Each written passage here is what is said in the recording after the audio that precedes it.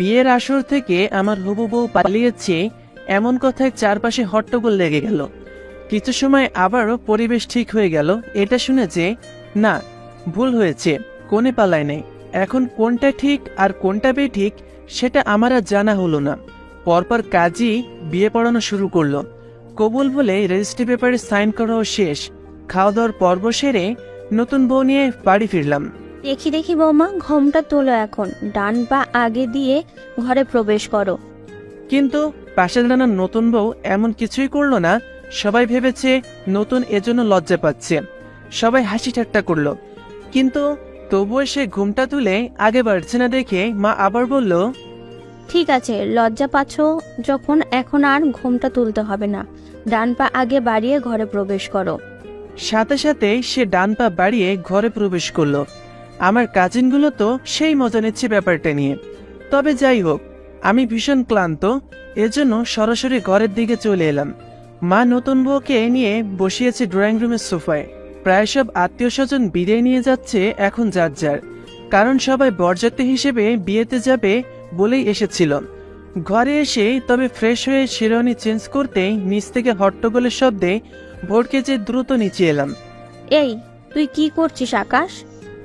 আমি আবার কি করলাম মা? আমি তো কিছুই করিনি, আমি জাস্ট ফ্রেশ হতে গিয়েছিলাম। এদিকে এসে দেখ তোর বউ এই চেহারায়, তুই কি এসবের কিছু জানিস না? আরে কি করে জানবো? আর ওর চেহারা দেখার কি আছে? ব্যাপারটা আমি লজ্জা পেয়েছিলাম, কিন্তু মা একটানে নতুন বউয়ের ঘুমটা তুলে নিতেই আমিও চমকে গেলাম শ্রুতের জায়গায় শ্রাবণীকে বসে থাকতে দেখে। ওরা আমাদের বউয়ের পাল্টে দিয়েছে আকাশ, আর তুই সেটা না দেখে না জেনে অন্য মেয়েকে বিয়ে করে নিয়ে চলে এলি। এই মেয়ে এর জন্য ঘোমটা তোলেনি, এর মানে ছিল চোর। আপনার আমাদের চোর বলবেন না। আসলে লাস্ট টাইমে আপু বাড়ি ছেড়ে পালিয়েছিল, আর দুই পরিবারের সম্মান বাঁচাতে বাড়ির বড়রা আমাকে আপুর জায়গায় বসিয়ে দিয়েছে। ব্যাপারটা আপনার বাবাও জানেন, ওনার পরামর্শেই এমনটা করা হয়েছে। বাবা জানেন সবটা? আর তখন কোণে পালিয়েছে বলে হট্টগোল হওয়াটাও কি সত্য ছিল? জি, সব সত্য ছিল, কিন্তু পরে আমাকে বউ সাজিয়ে ব্যাপারটা চাপা দেওয়ার চেষ্টা করেছে। এসব ও কি বলবে আকাশ? আমার তো কিছুই মাথায় ঢুকছে না। দেখে পছন্দ করে এলাম এক মেয়েকে, আর বিয়ে করিয়ে পাঠিয়ে দিল আর এক মেয়েকে। ডাক তোর বাপকে, কেন এমন করলো সে? মা শান্ত হও। বাবা কোথায়? সে তো এখানেই ছিল। আর এখন অনেক রাত হয়েছে, এইসব এখন থামাও। যা হওয়ার হয়েছে। আমার মনে হয় বাবা কিছু ভালো ভেবেই এমনটা করেছে। মানে কি বলতে চাইছিস? এই ফ্রডের দল এত বড় কাজ করে সাজা পাবে না? আর আমরা এই মেয়েকে বউ হিসেবে মেনে নিব না, কখনোই না। মা প্লিজ, ব্যাপারটা নিয়ে বাইরে যত জানাবে সম্মান আমাদেরই যাবে। বরং কেউ জানে না এই ব্যাপার আমরা ঘরের মানুষ ছাড়া। তাই আমার মনে হয় এখানেই থেমে যাওয়াই উচিত। কিন্তু আকাশ, তুই বুঝতে পারছিস না? তখনই বাবা বেরিয়ে এলো, মাকে ধমকে শান্ত করলো। আমি শ্রাবণীকে ইশারা করলাম আমার পিছু পিছু আসতে, নিজের ঘরে নিয়ে এলাম। ভালোই হলো, মেয়ে মানুষ বিদায় দেওয়ার পর মা ব্যাপারটা জানতে পেরেছে। ওয়াশরুমটা কোন দিকে? আমার লাগেজটা ঘরে আনিয়ে দিন প্লিজ। হাত ইশারা করে ওয়াশরুম দেখিয়ে দিয়ে তার লাগেজ নিয়ে এলাম। হাই কপাল, যে বাড়িতে বোনের সাথে শালি হয়ে আসবো ভেবে ব্যাগ গুছিয়েছিলাম, সেই বাড়িতেই এসেছি, কিন্তু বোনকে ছাড়া নিজেই বউ হয়ে গেছি। কেন এমনটা করলি আপু? জানি না লোকটা কেমন ব্যবহার করবে আমার সাথে। বাহিরে তো তার মায়ের সামনে সুন্দর কথাই বলছিল আমার সাপোর্ট নিয়ে। জানি না কার মনে কি চলছে। তোমার লাগেজ এই যে। বের হয়ে লাগেজ পেয়ে ধন্যবাদ জানিয়ে ড্রেস পাল্টে নিলাম। শুনুন, গহনাগুলো খুলতে পারছি না, কাউকে একটু ডেকে দিবেন, হেল্প লাগতো। এত ভারী গহনা পরে ঘুমানো সম্ভব নয়, আই থিঙ্ক সব ভেঙে যাবে। আমি খুলে দেই? না মানে মা আপাতত রেগে আছে, আর বোনরা তো সবাই যার যার ঘরে চলে গেল দেখলে। আচ্ছা দিন। মাথার কাপড় ফেলে তার সামনে দাঁড়াতেই সে বলে উঠল, তোমার মাথার চুল কোথায়? এত ছোট কেন? আসলে আমার ট্রেনিং এর জন্য চুল কেটে ফেলতে হয়েছিল, এর জন্য সব চুল ছেলেদের মতো ছোট ছোট। কিসের ট্রেনিং? কিন্তু নিজে যখন মা তোমার ঘুমটা খুলেছিল তখন তো। নকল চুল সেট করে তারপর বউ সেজেছিলাম, যাতে কেউ না বুঝতে পারে আমার পুলিশের ট্রেনিং এর সময় চুল কেটে ছোট করে ফেলতে হয়েছিল। পুলিশ? হ্যাঁ, আমি তো একজন পুলিশ। কেন, জানেন না আপনি? হোয়াট? তুমি জব করো, তাও আবার পুলিশে? আল্লাহ, আমাকে রক্ষা করো। এখন তোমাকে কে রাখবে এই বাড়িতে? মানে আমি ঠিক বুঝতে পারলাম না আপনার কথা। আমার মায়ের পুলিশ একদম পছন্দ নয়, প্রথম কথা। দ্বিতীয় কথা, তোমার আপু নাকি অনেক লম্বা চুল। চেহারা সুন্দর অসুন্দরের থেকে আমার মা কতটা লম্বা চুল এটা প্রায়োরিটি দেয় বেশি। আর তোমার আপু জবও করতো না, তাই আম্মুর থেকে মনে ধরেছিল। এজন্য তো দেখেই বিয়ের কথা পাকা করে এসেছিল। তুমি তো পুরোই বিপরীত। এভাবে বলে ভয় দেখিয়ে দিবেন না। আমার শখ নেই আপনাকে বিয়ে করার। এমনি তো বান্দরের মতো ঝাঁকড়া চুল আপনার, তারপর বগের ঠ্যাঙের মতো লম্বা। কোথায়, আমি কি সেসব নিয়ে কিছু বলেছি? এই মেয়ে, তুমি কি কিছু বুঝতে পারছো না? একে তো তোমরা আমাদের সাথে এমন লুকিয়ে বিয়ে করেছো, আর তার উপর আমার রূপের বদনাম করছো। আপনি করছেন তাতে কিচ্ছু হচ্ছে না, আমি করলেই দোষ। আর বারবার ফ্রড বলবেন না, বরং আপনাদের সম্মান বাঁচিয়েছি আমি বিয়ে করে, তাই আমার প্রতি আপনাদের কৃতজ্ঞতা থাকা উচিত। কে বলেছিল তোমাকে এই সহায়তা করতে? পা ধরেছিলাম নাকি? যে একে তো আমার বাবাকে ডেকে কিসব বলে পটিয়েছো কে জানে, যে তোমাকে বিয়ের পিড়িতে বসে নিশ্চিন্ত হলো। আপনি আমায় রীতিমতো অপমান করছেন। ঠিক আছে, সকাল হতেই তাহলে আমি চলে যাব বাপের বাড়ি। তোমার যাওয়ার প্রয়োজন নেই। তোমার যে শাশুড়ি, সে নিজেই তোমাকে পৌঁছে দিয়ে আসবে, দেখা যাবে। দেখি পিছু ফেরো। আপাতত ঝগড়া পরে করব, আগে গহনা খুলে দেই। আই থিঙ্ক তোমার সাফোকেশন হচ্ছে। লোকটা কাছে আসতেই বেহায়া মনে ধুকপুকানের শব্দের ধ্বনি তুলল। নিঃশ্বাস প্রশ্বাস হলো ভারী। কাঁধে তার ঠোঁটের ছোঁয়ায় চোখ বন্ধ করে নিলাম। গহনা খোলা চেয়ে আমার ছোঁয়ার প্রয়াস তার ব্যবহারে বেশি স্পষ্ট। শোনো, তার কথায় শব্দ তুলে বলতে পারলাম না কিছুই। তনুমনো কেমন গলে গেল কাঙ্ক্ষিত পুরুষের কাছে আসার ছন্দে।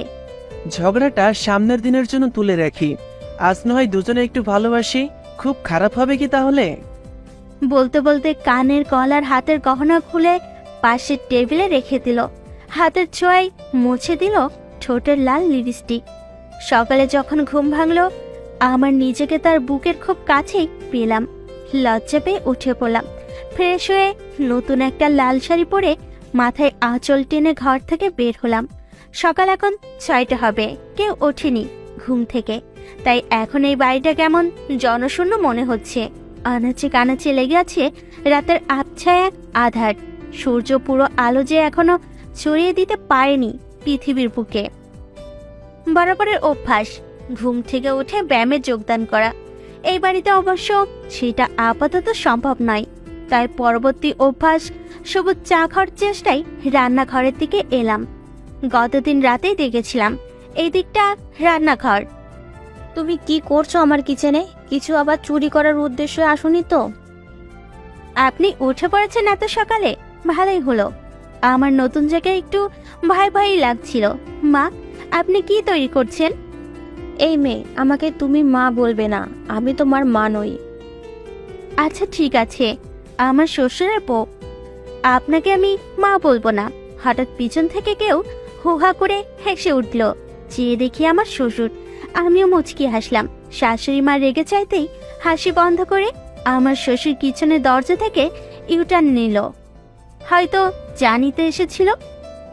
এই মেয়ে, তুমি কি সব বলো? হ্যাঁ, কোনো আদব নেই দেখছি তোমার মাঝে। আপনি ঠিকই বলেছেন, আমার মাঝে আদবের কমতি আছে। আমার মা বাবা তো পারলো না, আপনি তো নতুন মা আমার। আপনি না হয় শিখিয়ে দিয়ে আমি খুব ভালো স্টুডেন্ট হব। এখন ফটাফট বলুন তো, সবুজ চাপাতি আছে? সকালে চা না খেলে মাথা ব্যথা কমবে না। রাত জাগলে আমার সকালে অবশ্য চা লাগে বলেই চিপ কাটলাম। ছি, কি বলে ফেললাম। যাও, যে শ্বশুরের কাছে বসো। সেও তো তোমার মতনই একজন। গ্রিন টি না হলে পেট পরিষ্কার হয় না সকালে। ঢং যত। যাও, পেয়েছো আমাকে কামের বেটি, আর কি লাগবে? আমিও চুপচাপ এসে শ্বশুরের পাশে বসলাম। কিছু সময় পর শাশুড়ি আমা দুজনকে দুটো গ্রিন টি দিয়ে গেল। দুজনে আবারও গল্প জুড়ে দিলাম। আমার শ্বশুর বাবাটা খুব ভালো মনের মানুষ মনে হলো। কিছু সময় পর শ্বশুরের বউ এসেও পাশে বসলো। তোমার বোনকে কি পালাতে তুমি সাহায্য করেছো নাকি? এই তো যখন পিড়িতের আঠার অন্য জায়গায়, তাহলে আগে পালিয়ে যায়নি কেন? বিয়ের দিন কেন এইসব করলো আমাদের নাক কাটতে? এই সংবাদ ছড়াতে বেশি সময়ও নিবে না। আত্মীয় স্বজনের জন্য যে বড় মেয়েকে বিয়ে করতে, সেই সব বাগি ছোট মেয়েকে বিয়ে করিয়ে আনছে আকাশ।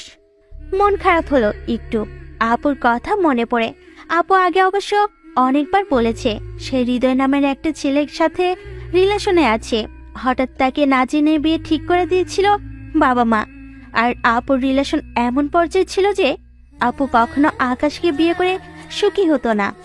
আপুর কান্নার কাছে হার মেনে আমি অবশেষে তাকে পালাতে সাহায্য করেছিলাম।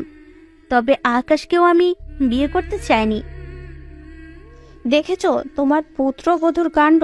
একটা প্রশ্ন জিজ্ঞাসা করলে কেমন চুপ করে থাকে। না মা, আমি জানতাম না আপু পালাবে। এখন আর তোর মা আছে নাকি? এখন তো সব বউ হয়েছে, চা নিশ্চয়ই সেই দিবে। লজ্জা পেলাম এমন কথায়। আমি জানি আমি যে অবস্থায় এই বাড়ির বউ হয়ে এসেছি তাতে ইনারা সবাই এত ভালো বিহেভ করছে এই অনেক। তাই এসব কথাই খুব সহজভাবে নিচ্ছি। আমিও বলে উঠলাম, শ্বশুর বউ আপনি আমার চাটা নিজ হাতেই করে দিয়েছেন দেখে তো আপনার ওপর নির্ভরশীল হয়ে গেছি। যদি বলতেন চা এ বাড়িতে আমার শ্বশুরের ছেলেটা আমাকেই করতে হবে, তাহলে তাকে বলতাম চা খাওয়া বন্ধ আজ থেকে। দেখেছিস আকাশ, দেখেছিস তোর বউয়ের ব্যবহার কেমন? চটাস চটাস করে মুখের উপর উত্তর দিচ্ছে। আমি পড়েছি বিপাকে। আর এসব কি বলছো শ্রাবণী? মা না বলে শ্বশুরের বউ কেন বলছো? আমি তো আপনার মায়ের নতুন স্টুডেন্ট।